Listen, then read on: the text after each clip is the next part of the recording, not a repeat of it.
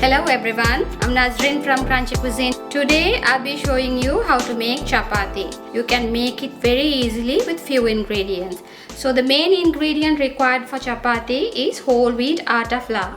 Here I have taken around 250 grams of atta flour, that is about 2 cups approximately. To that I'm adding in about 3/4 teaspoon of salt and about a teaspoon of oil. Give it a little mix. So to knead the chapati, here I'm using very hot water. It's almost boiling. Here I have taken around 1.5 cups of very hot water. You can't handle the dough by hand at this moment.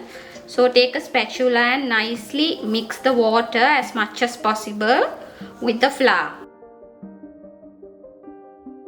So after few minutes of kneading with a spatula, it will the heat will come down a little bit. You can knead the dough little by little with your hands. It's still very hot. If it is very hot, leave it for few minutes until you can handle it with your bare hands.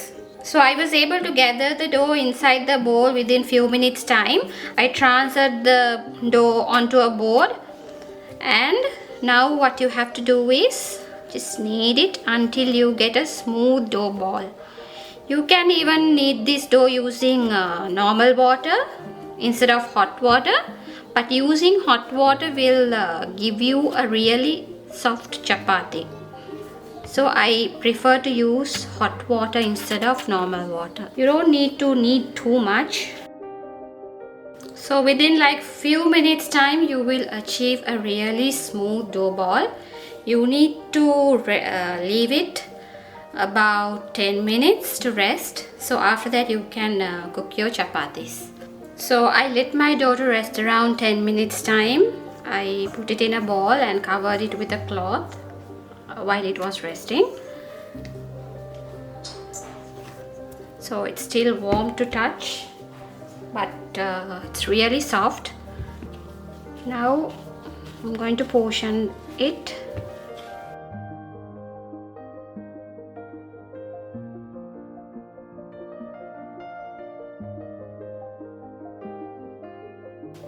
Portion it like this into equal size balls.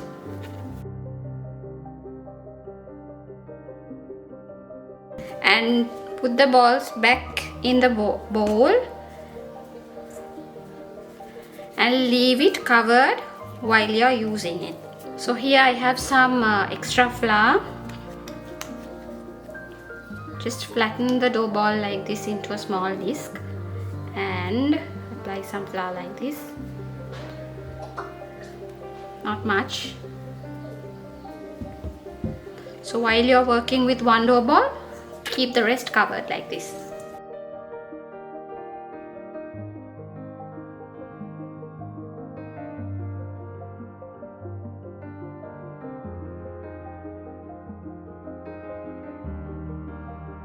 So this way, roll out your chapati. Not too thick, not too thin. If there is any excess flour, just dust it off with using your hands. Otherwise the chapati will get dry when you cook it. So this way roll out all your chapatis. Let's see how we cook it. So to cook the chapatis, I have left a non-stick pan to heat. Now it is well heated. Take a chapati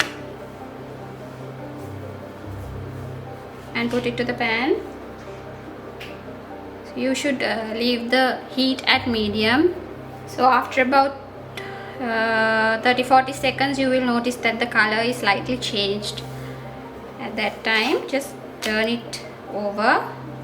I'm not using any oil to cook the chapatis at this point.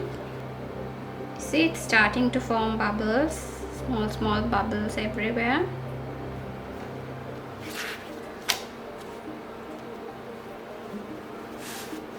Use a piece of cloth or a clean napkin and just turn it around like this, gently pressing on the chapati.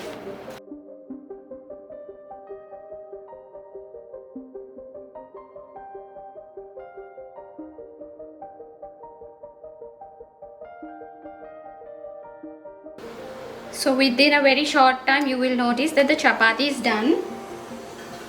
At this time, transfer it onto a plate.